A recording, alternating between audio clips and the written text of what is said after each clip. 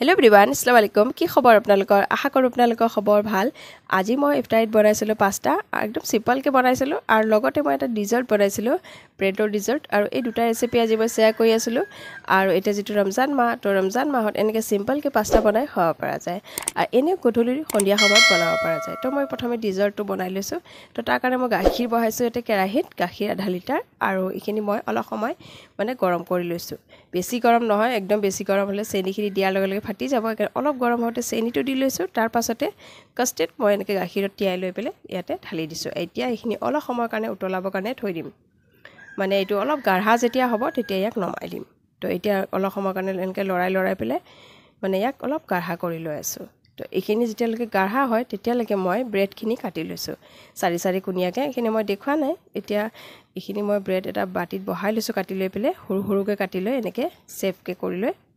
তো এইখিনি এটা বাতিত বহাই লৈ এতিয়া মই যিটো গাখীৰৰ যিটো এইখিনি কাষ্টাৰ্ড এইখিনি বনাই থৈছোঁ, একদম গাঢ়াও নহয়, একদম পাতলাও নহয়, অলপ মিডিয়াম চাইজ, মিডিয়াম হেৰিত আৰু বনাইছোঁ। মিডিয়াম চাইজ কৈছোঁ মই। এনেকৈ বনাই লৈ এইখিনি মই ওপৰেৰে এনেকৈ ঢালি দিছোঁ। একদম চিম্পল হয়। আৰু এইখিনি এনেকৈ দি লৈ বাছ অলপ অলপ দবাই দিছোঁ। তাৰ পাছতে ইয়াৰ ওপৰত আকৌ এটা বহাই লৈছোঁ এনেকৈ বহাই লৈ এনেকৈ দি লৈছোঁ। আৰু এতিয়া য'ত ৰোজা ৰখা যায় ন, মোৰ একদম ভইচটো একদম ডাউন হৈ আছে। তো এতিয়া এইখিনি ওপৰেৰে আকৌ এনেকৈ দি লৈছোঁ।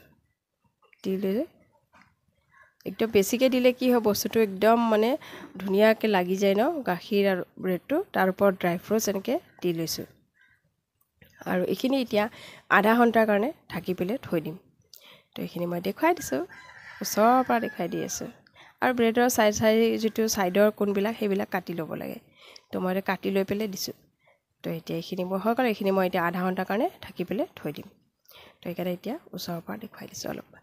তো এইখিনি ৰেডি হৈ গ'ল। এতিয়া পাস্তা বনাম ন, যিহেতু সেইকাৰণে পাস্তা এটা পেকেট লৈছোঁ। পেকেটটো বহুত বেছি ডাঙৰ আছিলে।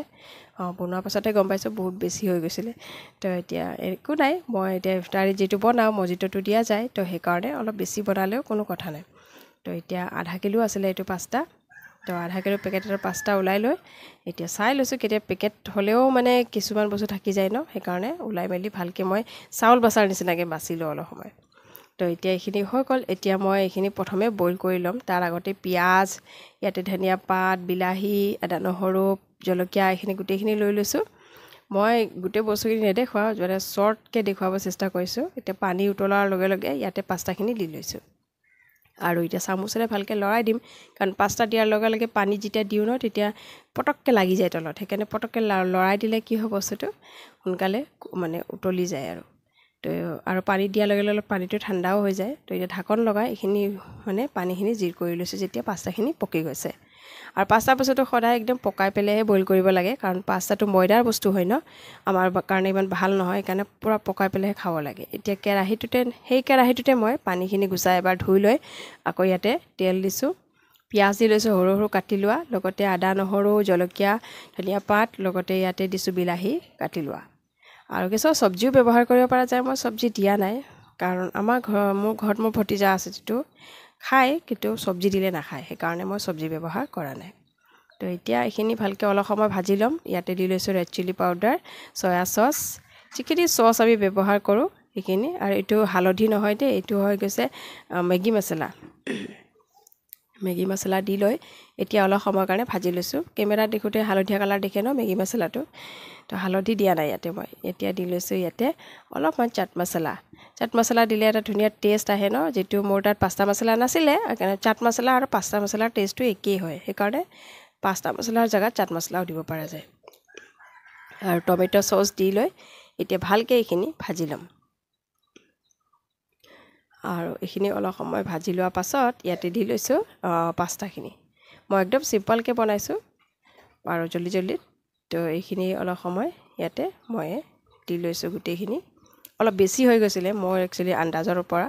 একো নাই, এইখিনি মই এতিয়া ইফতাৰী যিটো মছজিদত পঠাওঁ ন প্ৰত্যেক দিনা, তো এইখিনি ইয়াৰ পৰাও দি দিম। এইখিনি আজি কোনো কথা নাই, সৰু সৰু বাচ্ছাবিলাকে খাই ল'ব। তো এতিয়া এইখিনি ওপৰ তলকৈ ভালকৈ অলপ সময়ৰ কাৰণে ভাজি ল'ম। তো চামুচেৰে লৰাই পেলাই অলপ সময় এইখিনিক ভাজি লৈ থাকিম। আৰু যেতিয়া অলপ ক্ৰাঞ্চিনেছ আহিব তেতিয়া ইয়াক নমাই দিম। ইয়াতে চিকেনো দিব পৰা যায় আৰু এতিয়া দি লৈছোঁ ইয়াতে সোৱাদ অনুসৰি নিমখ আৰু এইখিনি ভালকৈ এতিয়া মিক্স কৰি ল'ম নিমখটো পিছত দিলে কি হয় আন্দাজটো গম পোৱা যায় ন কিমান লাগিব কিমান নালাগিব সেইকাৰণে নিমখটো একদম এণ্ডত দিব লাগে চাহ হওক বা পাস্তা যিকোনো বস্তুতে নিমখটো সদায় লাষ্টত দিব লাগে তো এতিয়া অলপ সময় ভাজি লৈছোঁ এতিয়া পূৰা কালাৰটো আহি গ'ল পাস্তাত যিটো চয়া চচ আৰু টমেটো চচ এইবোৰ ব্যৱহাৰ কৰিছিলোঁ ন তাক পূৰা কালাৰটো লাগি গৈছে অলপ বেছিকৈ দিলে আৰু অলপ কালাৰ হ'ব কিন্তু অলপ কমকৈ দিছোঁ কাৰণ আমি ইফতাৰী সময়ত খাম ন দিনটো ৰোজা ৰখা যায় আৰু ৰোজা ৰাখি পেলাই একদম ফটককৈ একদম বেছি মছলা বস্তু খাব নোৱাৰি সেইকাৰণে মই চিম্পলকৈ বনাইছোঁ তো এতিয়া এইখিনি অলপ সময় ভাজি লৈ ইয়াক অলপ সময় এনেকৈ খোলাকৈ থ'ম ঢাকন লগালে গলি যাব তো এতিয়া এনেকৈ ভাজি ল'ম অলপ সময়ৰ তো এনেকৈ মোৰ এইখিনি ৰেডি হৈ গ'ল বাছ ওচৰৰ পৰা এনেকৈ দেখাই দিছোঁ তো এইখিনি হৈ গ'ল এনেকৈ এইটোৱে মোৰ ইফতাৰীত বনোৱা পাস্তা আছিলে একদম চিম্পল ধৰণে বনোৱা আৰু ওপৰেৰে অলপ ধনিয়া পাত ছটিয়াই দিছোঁ ধনিয়া পাত দিলে এটা ভাল গোন্ধও আহে লগতে ভালো লাগে ন খাই পেলাই আৰু এতিয়া এইখিনি আকৌ অলপ সময় লাৰি লৈছোঁ বাছ এইখিনি ৰেডি হৈ গৈছে এতিয়া মোৰ এইখিনি মই এতিয়া নমাই দিম গেছৰ পৰা তো সেইকাৰণে এনেকৈ এতিয়া ওচৰৰ পৰা দেখুৱাই অলপমান প্লেটত ওলাই লৈছোঁ এতিয়া এইখিনি এনেকৈ প্লেটত ওলাই লৈ এইখিনি মোৰ ৰেডি হৈ গ'ল তো এইটোৱে মোৰ আজি আছিলে একদম চিম্পল ধৰণে পাস্তা আৰু লগতে আছিলে এটা ডিজাৰ্ট যিটো মই অলপ আগতে দেখুৱাইছোঁ ন কেনেকৈ বনাইছোঁ তো এইটোৱে মোৰ আজিৰ ৰেচিপি আছিলে আৰু এতিয়া যিটো ৰমজান মাহ একো বিশেষ বনাব পৰা নাযায় কাৰণ ইফতাৰীতে বহুত কিবা কিবি বনাব লগা হয় সেইকাৰণে যি বনাওঁ তাকে শ্বেয়াৰ কৰি আছোঁ তো এইটো আজিৰ ৰেচিপি আছিলে তো ইফতাৰীত বনোৱা পাস্তা আৰু ডিজাৰ্ট এটা এইটো আধা ঘণ্টা পাছত ওলাই একদম ধুনীয়া এটা মিঠাইৰ নিচিনা হৈ যায় গম নাপায় যে এইটো ব্ৰেডেৰে বনাইছোঁ তো এইটোৱে আজিৰ ৰেচিপি আছিলে ৰেচিপি চাই ভাল লাগিলে লাইক শ্বেয়াৰ এণ্ড ছাবস্ক্ৰাইব কৰিব আৰু যিসকলে নতুন হয় তেওঁলোকক কৈছে বেল আইকনটো বজাই দিব যাতে নেক্সট ভিডিঅ' আহিবলগা ভিডিঅ' পাই যায় বাই